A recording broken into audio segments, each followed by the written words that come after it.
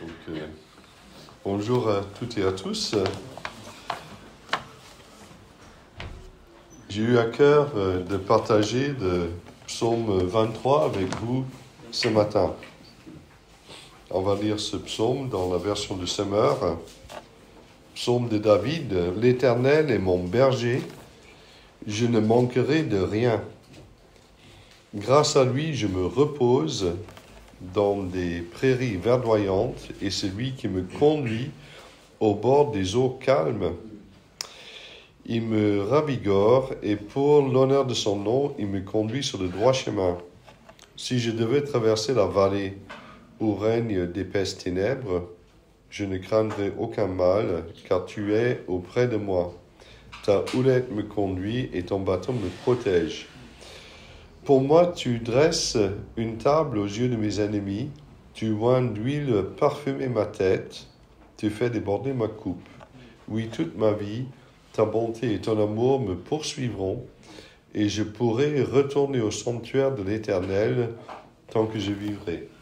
Dans la version que j'ai lue, il y a des choix de traduction, et donc il y a quelques variantes que je signalerai au fur et à mesure qu'on avance. Donc, en ce début d'année, je cherchais un texte pour exprimer ce que nous pouvons nous souhaiter pour la nouvelle année. Dans les entreprises, les vœux du président, par exemple, comportent en général une vision de croissance, des objectifs à atteindre, des discours motivants pour les salariés. En tant que chrétiens, nous pouvons également formuler des projets, souhaiter la croissance numérique et spirituelle de l'Église, et encourager les frères et sœurs à prendre courage pour l'année à venir. Tout cela a sa place dans la vie d'une Église. Mais la différence pour les croyants est que nos projets sont à soumettre au Seigneur et soumis à la volonté du Seigneur, et que nous sommes appelés à discerner ensemble sa volonté. Lui seul connaît les aléas de la vie et le cœur de chacun. Et si j'ose le dire, même les chefs d'entreprise qui projettent et font de beaux discours, il faut voir ce que deviennent leurs projets. J'ai géré tellement de projets dans ma vie que entre ce qui est imaginé et ce qui se réalise, même les meilleurs, ils n'arrivent pas à faire des choses en adéquation. Mais toujours est-il, pour nous, en tant que chrétiens, nous nous référons au Seigneur. Notre vision de l'avenir restera toujours partielle et assujettie à nos limites en tant qu'être humain s'il n'y a pas l'éclairage du Seigneur. Et j'ose dire que le Seigneur nous montre souvent ce qui est suffisant pour que nous puissions faire des choix, mais il ne nous montre pas tout. Et il y a des choses qui se découvrent au fur et à mesure, à certains moments, quand on avance avec lui. Donc, je propose de méditer le psaume 23 pour comprendre que c'est bien Dieu qui est le souverain berger et quelles sont les conséquences de cette vérité pour nous tout au long de l'année. Ce psaume 23 est souvent utilisé lors des obsèques à cause de la référence à la vallée de l'ombre de la mort. Donc, c'est la traduction que je n'ai pas donnée quand j'ai lu. Dans le verset 4, la vallée où règnent d'épaisses ténèbres, ce verset peut être traduit par la vallée de l'ombre de la mort. Jérôme Critch du Luther Seminary aux États-Unis fait bien remarquer que le psaume 23 explique comment une personne vit sa relation avec Dieu, plutôt que de savoir comment la personne fait face à la mort. Donc c'est bien pour ceux qui sont bien en vie que ce psaume est écrit pour que nous puissions vivre conformément à ce que la parole nous enseigne. D'abord, je voudrais parler du premier verset. Le premier verset, « L'Éternel est mon berger, je ne manquerai de rien ». Ce verset résume en une seule phrase ce qui va être développé dans les versets suivants. Dire que l'Éternel est mon berger, d'abord, c'est reconnaître que Dieu me protège et me guide. À noter cependant que le terme berger est utilisé comme titre royal en Moyen-Orient. Donc, ce n'est pas que les bergers à la campagne, des dirigeants peuvent être considérés comme les bergers d'une nation, etc. Donc reconnaître que l'Éternel est mon berger équivaut à déclarer que Dieu est roi et soumettre ma volonté à la sienne. Donc Dieu est le souverain berger. Si l'Éternel est mon berger, je ne manquerai de rien. Combien la peur de manquer conditionne nos questions sur l'avenir. Les êtres humains travaillent pour se mettre, ainsi que les siens, à l'abri du besoin. Mais nous sommes appelés à faire confiance à Dieu. On peut mettre en parallèle deux passages du Nouveau Testament, Jean chapitre 10, où Jésus dit « Je suis le bon berger. Le bon berger donne sa vie pour ses brebis. Moi, je suis le bon berger, je connais mes brebis, et mes brebis me connaissent. » Et 1 Pierre 2, le verset 25, « Vous étiez comme des brebis errantes, mais à présent, vous êtes retournés vers le berger qui veille sur vous. » Donc, on voit que le Christ aussi est présenté comme le bon berger, et que nous avons besoin, effectivement, de venir vers ce berger pour être sauvés. Donc, Dieu sait et Dieu pourvoit. Même dans l'épreuve et dans la difficulté, il nous ouvre un chemin. Attention, on n'est pas en train de dire que parce que Dieu est notre berger, que rien ne nous arrivera. Je ne suis pas en train de présenter ici un évangile de la prospérité qui dit tout simplement « Soyez fidèles, donnez votre argent et Dieu vous enrichira ». On n'est pas dans des pensées simples et simplistes. Au contraire, on voit dans Philippiens chapitre 4, l'apôtre Paul qui dit « Je sais vivre dans le dénuement et je sais aussi vivre dans l'abondance. C'est le secret que j'ai appris. » M'accommoder à toutes les situations et toutes les circonstances, que je sois rassasié ou que j'ai faim, que je connaisse l'abondance ou que je sois dans le besoin, je peux tout grâce à celui qui me fortifie. Donc avoir Dieu pour berger, cela ne veut pas dire qu'on n'a pas de contretemps, mais que Dieu nous fortifie dans ces contretemps et qu'on vit cette relation de confiance avec lui. Nous sommes appelés à regarder dans la bonne direction, vers Dieu. À noter une particularité de ce psaume, le psalmiste il dit « L'Éternel est mon berger ». Alors, que l'Éternel soit le berger d'Israël, c'était une pensée courante. Dieu était le berger d'Israël qui a conduit le peuple en le libérant de l'esclavage en Égypte et ensuite en le faisant traverser le désert pour aboutir à la terre promise. Il est également celui qui a conduit le peuple par la suite de la captivité pour retourner en terre promise. Mais le psalmiste dit « L'Éternel est mon berger ». Et là, il parle de comment Dieu a pris en charge les circonstances de sa vie. Peut-on dire aujourd'hui « L'Éternel est mon berger ».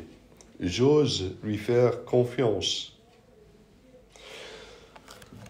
Je me permets de dire aussi que si l'Éternel est mon berger, l'Éternel est également le berger de notre Église. Je crois qu'on peut se permettre de le dire, tout comme Dieu dirige souverainement nos vies, il dirige notre vie communautaire. Nous pouvons lui faire confiance en tant qu'Église pour 2023. On voit dans Actes chapitre 13, verset 2, pendant qu'ils servaient le Seigneur dans leur ministère et qu'ils jeûnaient, le Saint-Esprit dit « Mettez-moi à part Barnabas et Saul pour l'œuvre à laquelle je les ai appelés. » Donc il y a des moments où nous avons besoin de discerner en Église cette volonté de Dieu et Dieu donne sa réponse. Maintenant, je vais passer au verset... à partir du verset 2 jusqu'au verset 4 d'abord, pour montrer que Dieu prend soin de nous comme ses brebis. Ensuite, on verra dans le verset 5 que Dieu prend soin de nous comme un des invités d'honneur. Ensuite, on va voir les deux promesses de la fin du psaume dans le verset 6. Et ensuite, on va tirer des conclusions. Donc Dieu prend soin de nous comme ses brebis. Grâce à lui, je me repose dans des prairies verdoyantes et c'est lui qui me conduit au bord des eaux calmes et me rend des forces neuves Donc, autre traduction dit me ravigore. Et pour l'honneur de son nom, il me mène pas à pas sur le droit chemin. Si je devais traverser la vallée où règnent les ténèbres de la mort, je ne craindrai aucun mal, car tu es auprès de moi. Ta houlette me conduit et ton bâton me protège. Mettons-nous à la place d'une brebis. C'est difficile. Nous n'aimons pas être traités de moutons de panurge. Et nous n'aimons pas non plus que les gens disent « vous suivez le troupeau ».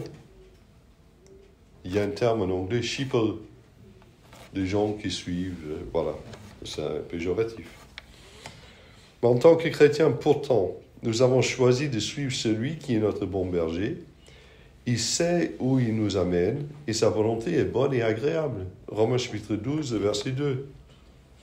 Dans le psaume 1, « Heureux l'homme qui ne marche pas selon le conseil des méchants, qui ne va pas se tenir sur le chemin des pécheurs, qui ne s'assied pas en compagnie des moqueurs.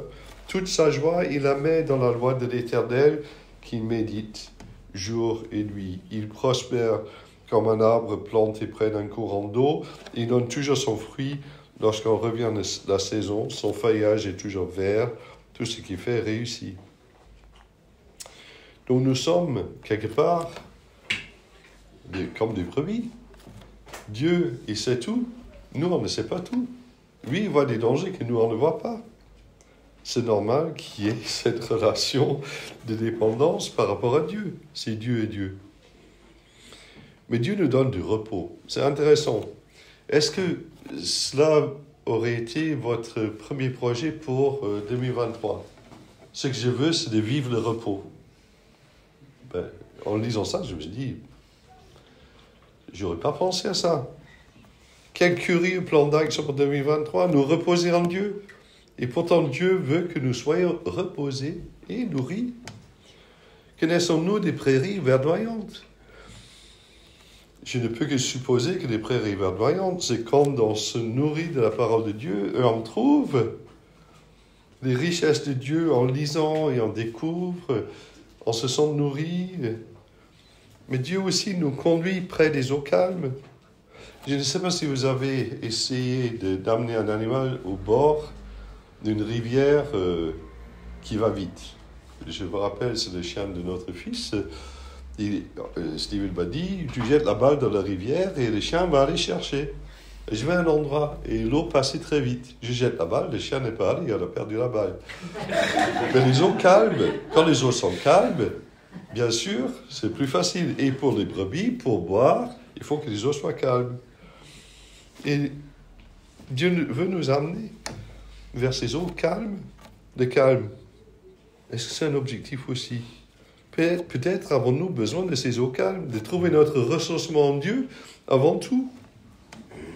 Ils me rendent des forces d'œuvre. Sans le renouvellement qui vient d'une relation authentique avec Dieu, nous nous épuiserons. Nous serons comme Élie en 1 Roi 19.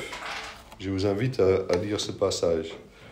Dans Ésaïe 40, le verset 29, on peut lire « Il donne de la force à qui est là, et il augmente la vigueur de celui qui est fatigué. Les jeunes gens se lassent et s'épuisent, et même de robustes gaillards tombent.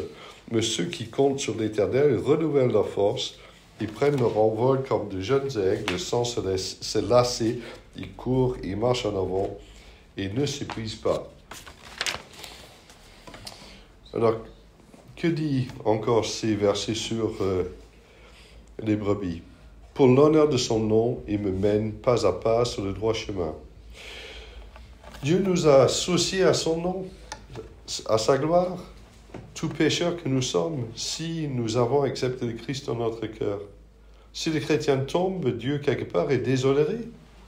Et donc Dieu, il fait des choses, pas forcément parce que nous, on est bons ou on est devenu bons, mais pour l'honneur de son nom. Je me dis souvent que Dieu m'a gardé par pure grâce, surtout pas à cause de ce que je suis. Il a veillé à l'honneur de son nom, par fidélité à son alliance. Dieu nous conduira personnellement et collectivement sur le droit chemin. Quelle assurance!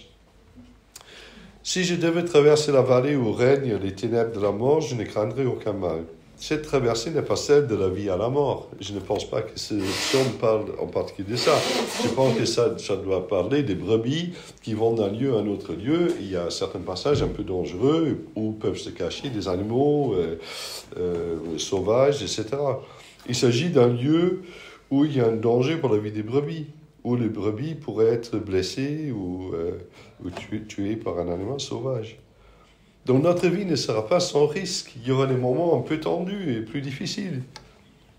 Mais je ne craindrai aucun mal. Alors pourquoi je ne craindrai aucun mal?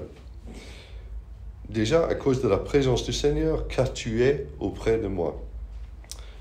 Mais il y a également ce verset qui dit « Ta houlette me conduit et ton bâton me protège ».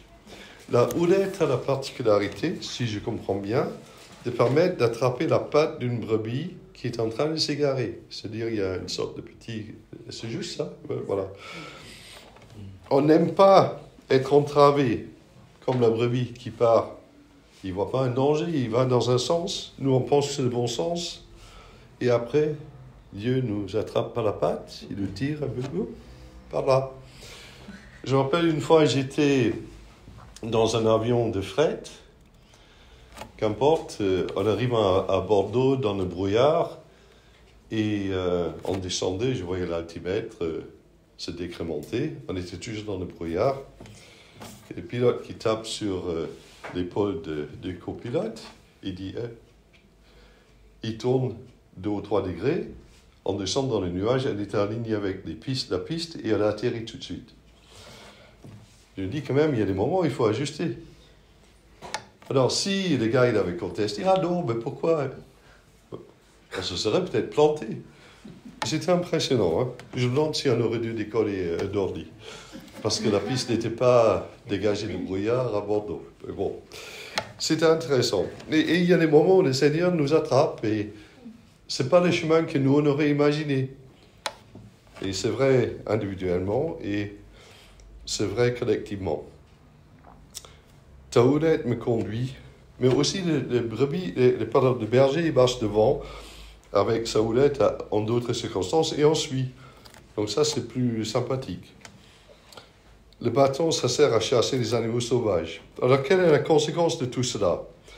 Le croyant, tout comme le psalmiste, doit pouvoir dire « Je ne crains aucun mal ». Quand on voit le monde tel qu'il est aujourd'hui, il y a des gens qui ont des ols. Une dame catholique qui travaille avec Elsa et moi, bénévolement, elle a dit, mais la Bible a annoncé qu'il y aura des guerres et des rumeurs de guerre. Nous ne devons pas en être étonnés. C'est vrai, on ne devrait pas être étonnés. Regardons vers notre Dieu. Dieu donne de la nourriture, il donne à boire. Il donne le renouvellement de nos forces, la direction de notre vie. Il donne la sécurité, il donne la protection. Tout cela est formidable. Mais dans le verset 5 que nous allons aborder maintenant, et j'essaie de terminer, mais ça va être assez court, le verset 5 nous montre que Dieu va au-delà des besoins qui ont été énumérés. Donc le verset 5, Dieu prend soin de nous comme à des invités d'honneur. Pour moi, tu dresses une table aux yeux de mes ennemis. Tu oignes de parfum ma tête, tu fais déborder ma coupe. Nous avons ici une autre image. Un homme que j'imagine pourchassé, qui a des ennemis, qui se trouve chez un roi qui le protège, qui lui dresse une table, qui le traite avec bienveillance, qui oint sa tête en mettant de l'huile parfumée. Hein? C'était une marque d'honneur. Et les ennemis qui poursuivent cet homme, ils n'osent pas aller chez ce roi parce que ce roi, il doit être plus fort qu'eux. Et les ennemis regardent, mais ils n'osent pas s'attaquer au roi bienveillant. Quelle image de comment on peut être en présence de Dieu ou des personnes qui nous veulent du mal ou des situations qui peuvent nous troubler, on peut les laisser de côté et être traité par Dieu comme un invité d'honneur, quelqu'un qui a de la valeur à ses yeux. Il dresse une table où on est tranquille et en sécurité. Donc quand j'entre dans la présence de Dieu, suis-je conscient d'être protégé de mes ennemis, de mes doutes, des attaques de Satan, des flèches qui atteignent mon cœur au jour le jour? Dieu m'a scié à une table. La table est l'image du partage et de la communion. Il voit ma tête. Comme j'ai dit, c'est une indication qu'elle était invité d'honneur. Dieu nous donne une place d'honneur. Nous sommes les fils adoptifs de Dieu. Mais dernièrement, ma coupe déborde et fait largement au-delà de ce dont j'ai besoin. Quel privilège de me placer devant Dieu. Quelle forteresse pour mon âme. Pour terminer, le verset 6, 2 promesses.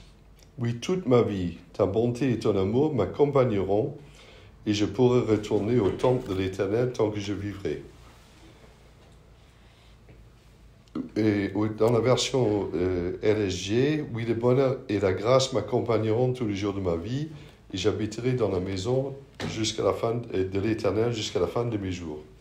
Le chrétien a confiance d'être au bénéfice de la bonté et de la grâce, la fidélité de Dieu, en fait, c'est le mot hesed en hébreu, tout au long de sa vie. C'est déjà formidable d'avoir cette promesse de Dieu qui sera fidèle tout au long de notre vie et qui nous fera bénéficier de son amour. Mais également, il y a cette promesse, j'habiterai dans la maison de l'Éternel jusqu'à la fin de mes jours. Et ça veut dire que sa présence est là tous les jours. Je peux m'approcher de lui à n'importe quel moment et vivre cela. Alors, jusqu'à la fin de mes jours, c'est une traduction. En anglais, souvent on traduit par forever, et qui veut dire à jamais. Et on peut penser que cela anticipe également le fait qu'on sera avec le Seigneur éternellement. Il y a une espérance eschatologique qui va au-delà de notre mort. Qu'est-ce qu'on conclut de tout cela? Nous sommes appelés à vivre 2023 en référence à qui Dieu est, c'est-à-dire notre souverain berger. Nos projets dépendent de lui et de sa volonté. Ne négligeons pas ce que nous avons en lui. Repos, nourriture, ressourcement, renouvellement, sécurité, protection, sa présence, sa conduite souveraine de notre vie. Ne soyons pas frustrés s'il nous attrape par la patte pour nous éviter de courir dans un mauvais sens. Et Dieu nous traite avec grâce en nous donnant largement au-delà de ce que nous pouvons penser. Il ne nous promet pas une année sans difficulté, mais il promet son amour et sa fidélité et d'être avec lui jusque dans l'éternité. Et pour terminer, dans Romains 8, le verset 31 dit « Si Dieu est pour nous, qui se lèvera contre nous ?» Et dans le verset 35, « Qu'est-ce qui pourra nous arracher à l'amour de Christ ?» Le verset 37 de Romains chapitre 8, « Dans tout cela, nous sommes bien plus que vainqueurs. » Et dans le verset 39, « Rien ne pourra nous arracher à l'amour que Dieu nous a témoigné en Jésus-Christ notre Seigneur. » Donc, en 2023, marchons par la foi.